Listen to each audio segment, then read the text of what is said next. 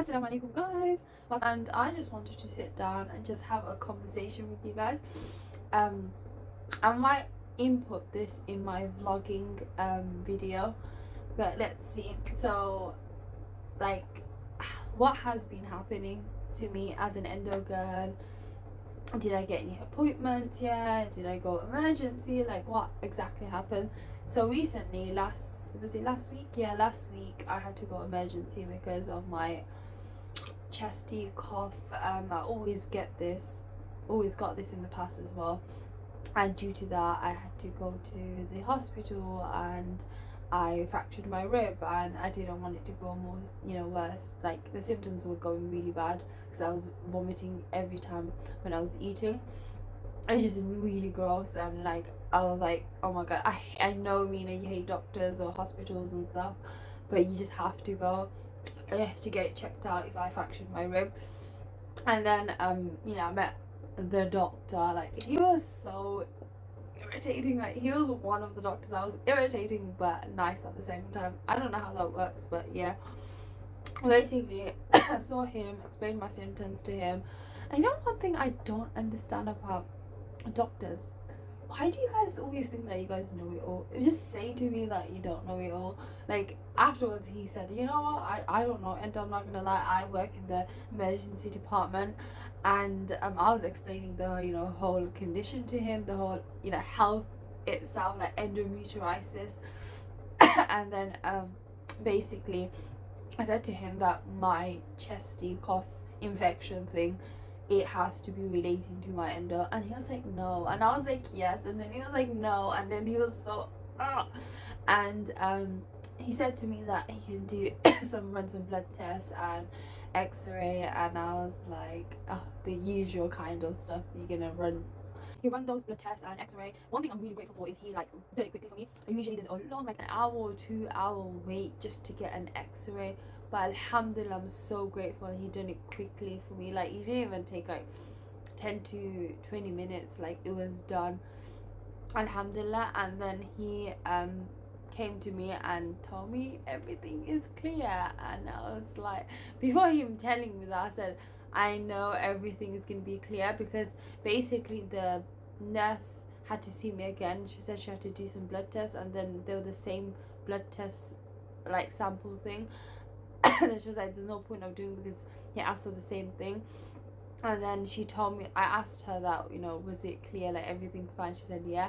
And I was like, I just knew it, because usually, even with my endometriosis, it didn't come up in blood, because it won't come up in blood, it won't come up in your ultra scan, which it didn't for me, as I'm stage 1 and 2, as I have stage 1 and 2 endo. And I just thinking, like, we don't have a cure for this health issue. We barely can find out that we have endo through endo. Imagine a girl goes and she's in excruciating pain, and the minimum thing they can do is x-ray. They won't even do an ultrasound, depending on your condition. Sometimes you just have to exaggerate. And I was just thinking, wow, that's why emergency department is, it exists. I was literally like so annoyed. But in a way, like, the conversation that I had with him, I'm grateful for, because he did say, I already knew this already, I am considering it, it's like my future plan, and I do want to go abroad and get my health checked, or go private. But private cost a lot. It's not like a thing you just can rob the bank and get it done, if that makes sense. So yeah, I'm saving up for that. A lot of girls, you message me in regards to, like, how do you cope with the condition, what do you say to the doctors, and so many things like that ask for, like, even like a job, keeping a job. It's not easy for us endo girls, which nobody would understand, and nobody really would recruit a girl like myself, because of, oh, I need to take a week at least off for because of my pain. That's why a lot of sisters, they're making their own businesses. That's why personally I I always wanted to be self-employed. I don't really want to work for anyone because no one would really understand my condition. um Even like when I was in school, no one understood. When it came to like uni, college, like they did understand. So some of my teachers understood, some of my teachers didn't understand due to the lack of understanding of this health issue. I didn't even understand what I was going through, so I wouldn't really expect someone else to understand. But now, as this health issue, everybody knows about it. Please research about it, even if you work in the emergency department, because imagine you have a patient who's suffering with endometriosis, and fair enough, they discharged me after the whole coughing situation thing, but nobody knows the actual underlying issue of what happens to my chest when it comes to winter time. And I'm not gonna lie, I really do want to know what's happening like inside of my lungs. I personally, at the end of the day, it's my body, it's not your body. Books don't it doesn't equate to a patient's health issue, because I know the whole system, the whole like thing of endo. I know the ins and outs, I know what happens to me exactly. But a doctor can read something. When when you read a book, you can't grasp the whole information.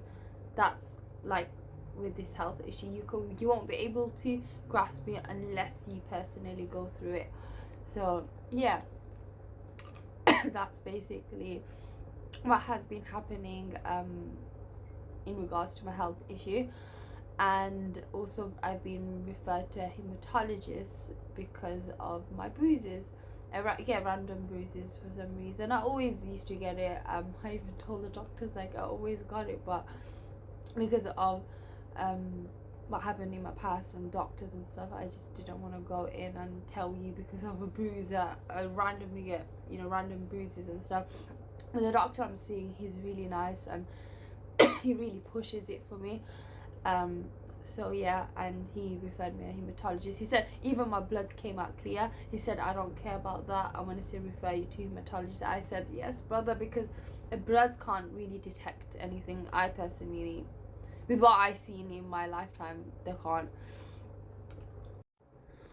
So that's basically the whole of my health issue.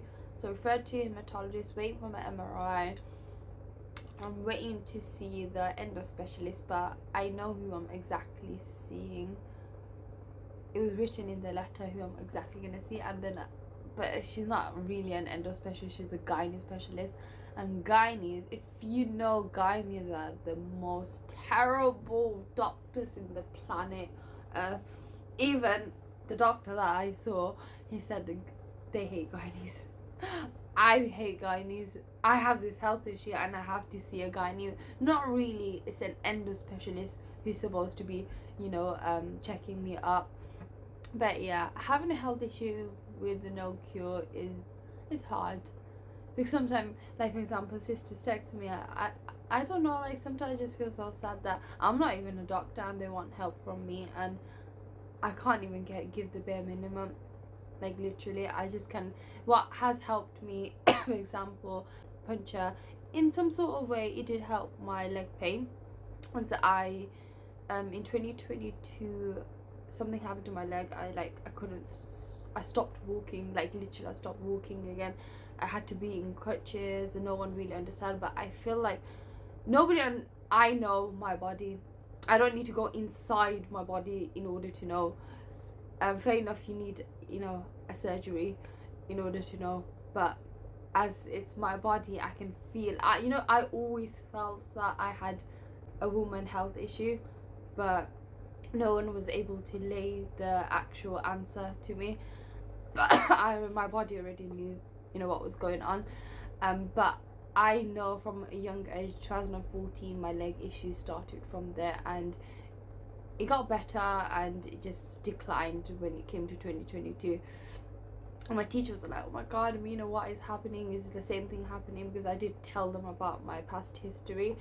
So yeah, I don't know, I just really need a full body MRI scan, or But then I'm scared. Imagine the MRI doesn't pick up anything.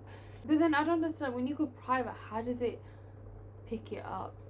Or are the machines better? No, but I know why, because the doctor told me, due to the substantial amount of people who come into NHS, even if it's a drug person, drug dealer, whatever, they have to treat everyone, so they quickly do this stuff. But how I'm actually coping with this health issue and everything that has happened to me is, with my faith. Like, if I didn't have faith, I don't know what would have been, where would I have been, how I would have been.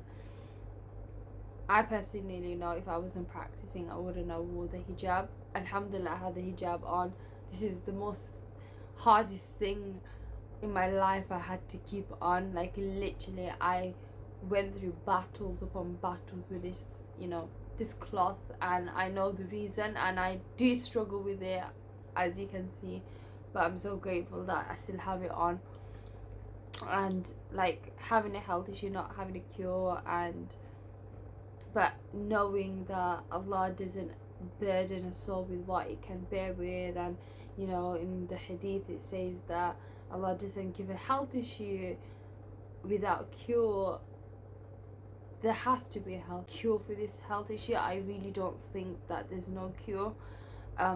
It's just because of these medical professionalists always rooting to pill. They always go the easy route for ladies. They never go, oh wait a second, let's try this, or let's try that, or let's try herbal, or let's try something that they know that would be the resource or the treatment to, an endo girl or a PCOS girl or an adeno girl. But if it was a man's health issue, or his private part, his genital part was coming off, or something happened, there would be a cure for it, which really, it disheartens me, because it took me 13 years just to find out what was happening with me, and I was going crazy, and even so many female doctors disregarded my health issue, which really made me upset. But alhamdulillah, and today's talking sesh, I think I might do like a talking session every day. Let's see how that comes about. But yeah, keep on going regardless of language barrier, anything. I remember when I was in London, I think that was going to be the last thing that I speak about, because when I start speaking, I don't know how to stop speaking. So basically, when I was in London, I was speaking to an individual, a taxi driver. He's basically he's planning to become a pilot as well, and he's old. He's like around, is it 39 or 38, one of those. And then he's speaking about his fiance and stuff, and basically someone passed away in her side of the family, and how he treats his in-laws and stuff. And he was saying that he went last year to Spain or Italy because it was someone's funeral, but he drove the car there, and spending the time with his in-laws, it was really nice, and he got to know like her side of the family. And then he said about we spoke about religion as well, but one thing that that struck me in that conversation was, he said, regardless of my age, I'm gonna still keep on going, like, because he was really unsure about if he still can become a pilot, even if he hits his 40s, sorry. And I said to him, you can, because my brother-in-law, he's a pilot, and he's in his 40s. So age shouldn't be a restriction of achieving something. And then he spoke about money. Like, I was like, oh, getting that money nowadays is so hard, and like, you need to work hard even with a health issue. And he was a teacher as well, and his mom's a teacher, and I said, I'm a teacher, I work with SEND kids, and yeah. And basically he said that regardless of that hurdle of money, that shouldn't stop you from achieving your dream. And he just really like opened my eyes. At the end of the day, Allah, as Muslims, we know Allah is a Razik. He will provide for us in any ways. Even if you want, for example, for this health issue, I want to go private, or I want to go Umrah, like certain things in your life you really want, or a car you want, like at the end of the day, Allah would provide you. And there shouldn't be no restriction. No one should restrict you with a because of your age, as well as a health issue you have. I feel like a lot of working platforms fields need to understand that because of someone's disability, don't reframe them, even, you know, if they're old as well. Like, we need to understand that. Like, why are we so back-minded in, you know, this generation? It just doesn't make sense. Doodles.